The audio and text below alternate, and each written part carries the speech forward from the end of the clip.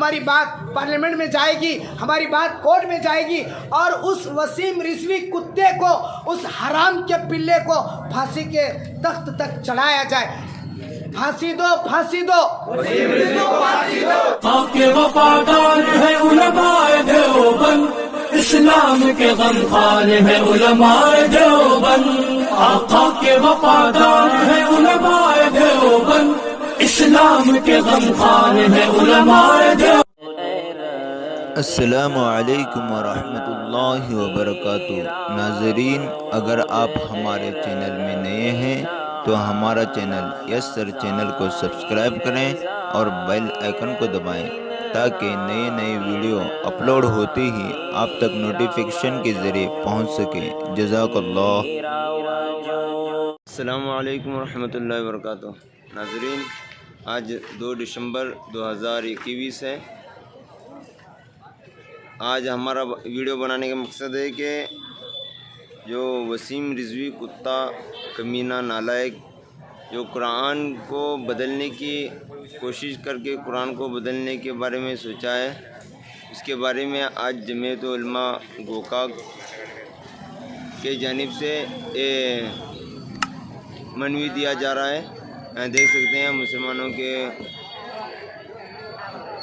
मुसलमान कुछ जमा हो चुके हैं और थोड़े आ रहे हैं। यहाँ पर एक गोकाक विधानसभा है, गोकाक का विधानसभा, ये देख सकते हैं, ये देख सकते हैं। यहाँ पर आ चुके हैं सब लोग और यहाँ पर सब तैयारी हो रही है। अभी आगे देखें क्या क्या होता है और हमारे वीडियो को ज़्यादा से ज़्यादा शेयर करें ताकि जो भी लोग हैं उन तक पता चले, उन तक बात पहुँचे। कुरान को पूरी तरह से बदलने की कोशिश किया है और बदला भी है, इसलिए उसके खिलाफ एहतजाज किया जा रहा है। के हालात को देखते हुए एक मेमोरेंडम पेश करना है। सबसे पहले तो वसीम रिजवी जो तकरीबन 1 साल 2 साल से मुसलमानों का दुश्मन बना हुआ है और तरह तरह की बातें करता रहे, जिसका दिमाग ख़राब हो चुका है और दिमागी एतबार से कमज़ोर भी है। खुद उसके घर वालों ने उसको निकाल दिया और उनके मज़हब वालों ने, शिया मसलक वालों ने उसको शिया बरादरी से भी निकाल दिया। ऐसा आदमी कभी मस्जिदों को लेकर, कभी मुसलमानों को लेकर, कभी कुरान को लेकर और कभी अभी तो अल्लाह के नबी सल्लल्लाहु अलैहि वसल्लम की शान में बेशुमार गुस्ताखियाँ कर रहा है। दिल तो चाहता है कि हम खुद उसको सज़ा दें, मगर हिंदुस्तान के कानून के एतबार से हमको ये चाहिए कि हम हिंदुस्तान के सदर से और वज़ीर आज़म से ये दरख्वास्त करें कि उसके ऊपर सख्त कार्रवाई की जाए और उसको अरेस्ट किया जाए और जो उसने बुक छापी है उसके ऊपर बैन लगा दिया जाए, पब्लिशर के ऊपर भी बैन लगा दिया जाए, इसकी इशाअत और इसकी खरीद व फरोख्त के ऊपर बैन लगा दिया जाए। सबसे पहले ये काम करना है। दूसरा, वसीम रिजवी को अरेस्ट करना है,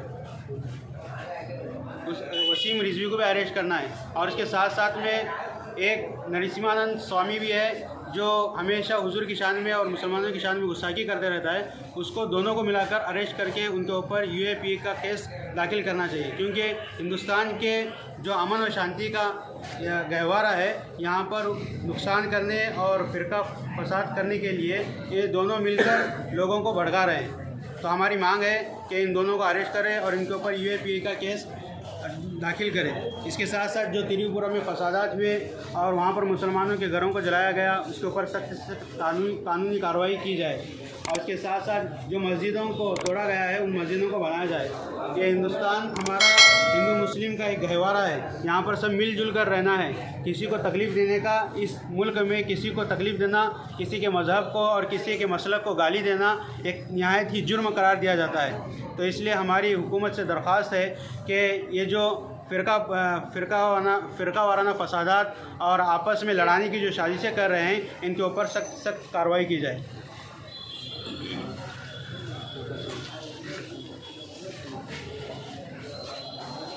सबसे पहली बात तो ये है कि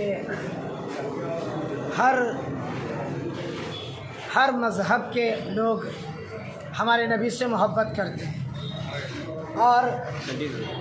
और सारी दुनिया जानती है एक मुसलमान कलमा पढ़ने वाला अपने नबी से अपनी जान से ज़्यादा, अपने माल से ज़्यादा, अपने ख़ानदान से ज़्यादा, औलाद से ज़्यादा अपने नबी से मोहब्बत करता है, हत्ता कि उनकी मोहब्बत में जान देना भी जानता है और वक्त आया तो जान लेना भी जानता है।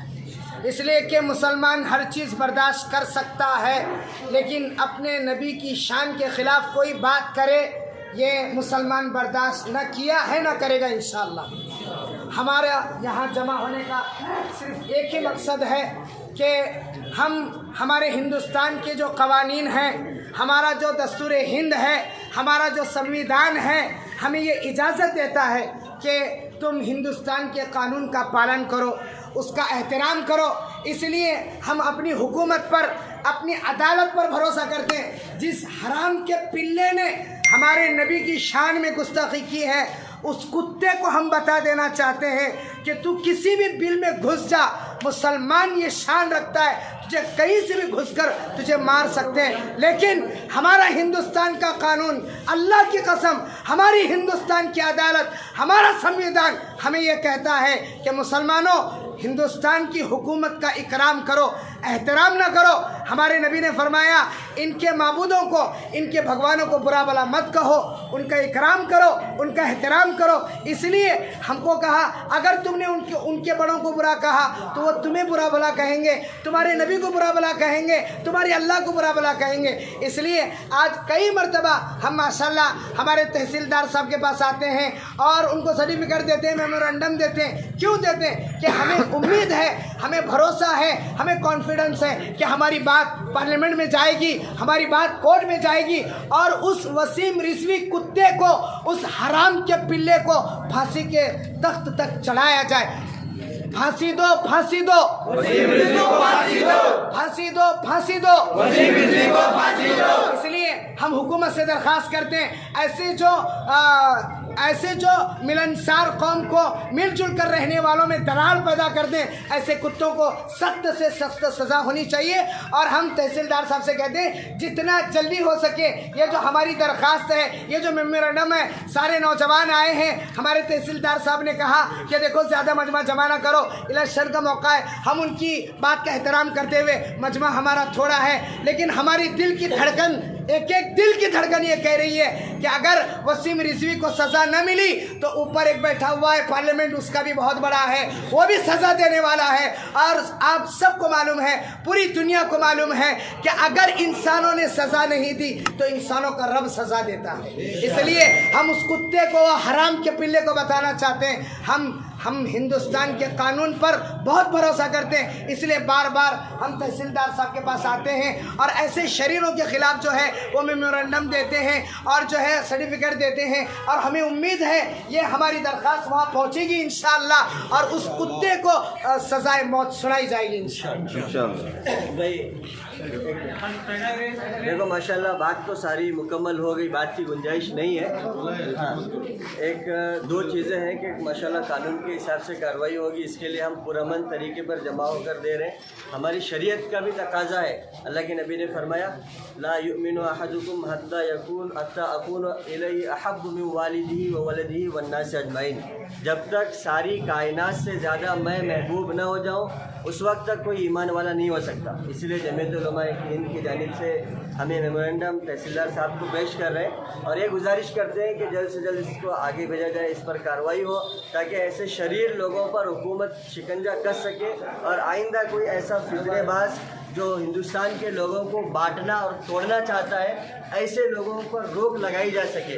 इसलिए कि हमारा मुल्क गंगा जमनी तहजीब है, यहाँ सालों से नहीं हज़ारों साल से अलग अलग मज़हब के लोग एक साथ रहते चले आ रहे हैं। अब कुछ फितना परवर, कुछ शर पसंद और ऐसे हासिदीन हैं जो नफरत के बीज बोने की कोशिश कर रहे हैं, लेकिन हिंदुस्तान के जमहूरी अवाम इसकी इजाज़त कभी नहीं देगी। इसीलिए हम मुतालबा करते हैं कि मलऊन जिस शख्स ने अल्लाह के नबी की शान में गुस्ताखी की है उसे फांसी की सज़ा दी जाए।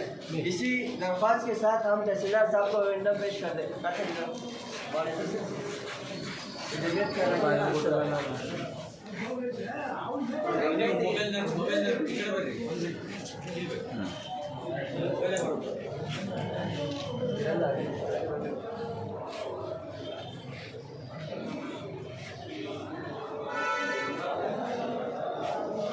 मैं चाहता हूँ हमारे तहसीलदार साहब को जुमले कहें, क्योंकि हम मुसलमानों के दिल जो है वो धड़क रहे हैं, बहुत तकलीफ में हैं, लेकिन चूँकि हमारे तहसीलदार साहब हमेशा हमारी बातों को सुनते, एक दो जुमले कहें और ताकि हमें तसल्ली हो जाए। ಎಲ್ಲರೂ ಸೇರಿಕೊಂಡು ಇವತ್ತಿನ ದಿವಸ honourable governor of Karnataka governor ಅವರಿಗೆ ಲಿಖಿತವಾಗಿರ್ತಕ್ಕಂಥ ಮನವಿ ಪತ್ರವನ್ನು ಕೊಟ್ಟಿದ್ದೀರಿ. ಇದನ್ನು ಮಾನ್ಯ ಜಿಲ್ಲಾಧಿಕಾರಿಗಳು ಬೆಳಗಾವಿ ಅವರಿಗೆ ನಾನು ಇವತ್ತೇ ಕಳಿಸ್ಕೊಡ್ತೀನಿ. ಅವ್ರಿಗೆ ಕಳಿಸ್ಕೊಟ್ಟು ಅವ್ರ ಮುಖಾಂತರ ಗವರ್ನರ್ಗೆ ಇದನ್ನು ಮುಗಿಸುವಂಥ ಕೆಲಸ.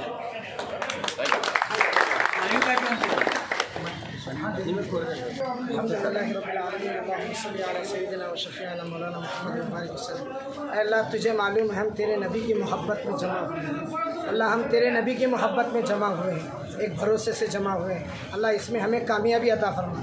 जमीयत के प्लेटफार्म पर जमा हुए हैं, अल्लाह हमारे बड़ों को भी हिम्मत अता फरमा, हमें भी हिम्मत अता फरमा, ताकत अता फरमा, ताकत अता फरमा, हमारे ईमान को यकीन को मजबूत फरमा। और अल्लाह हमें हमारे नबी की मोहब्बत का सच्चा जान पीने की तौफीक अता फरमा। हमारी दुआओं को महज अपने फजल करम से जनाब मोहम्मद रसूलुल्लाह सल्लल्लाहु अलैहि वसल्लम के सदक़े दफ़न में कबूल फरमा। जज़ल्लाहु अन्ना सय्यदना मुहम्मद सल्लल्लाहु अलैहि वसल्लम व आलु सुब्हान रब्बिका रब्बिल इज़्ज़ति अम्मा यसिफून व सलामुन अलल मुरसलीन। अल्हम्दुलिल्लाह।